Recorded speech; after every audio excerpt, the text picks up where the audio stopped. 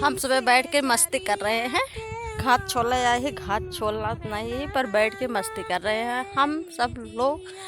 आप सब कल वीडियो पड़ेगा, आप सब जरूर देखना। हम सुबह बैठ के मस्ती कर रहे हैं, घात नहीं चलता। भैया बोरिया सबके कहाँ कहाँ रखी है बोरिया?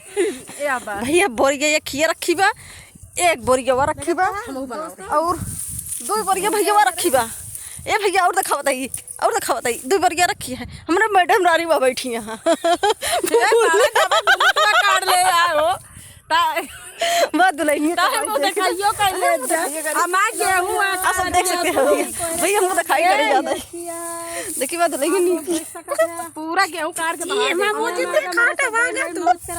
भैया दिखाओ ना, मुँह दिखाई करे काटने हम पैसा ले तो मुँह दिखाई कर सब मस्ती करे। देखा हमारी सासू माँ नहीं चरती है, देख ले भैया हमसे भैया गेहूं जाती हैं भैया सब पियरा में, जानता है?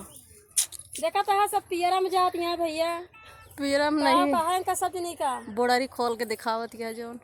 देखा भैया सब पियरा में आगे आगे जाती हैं, देख ले। Bye bye. सब पियरा में जाती हैं, बताओ क्या करे पियरा में जाती हैं वही की। कम ना है, कम ना है तो का उठाओ वो पियरा में उठाऊ। हाँ चलो एक कोरबा नौचारा जाबू।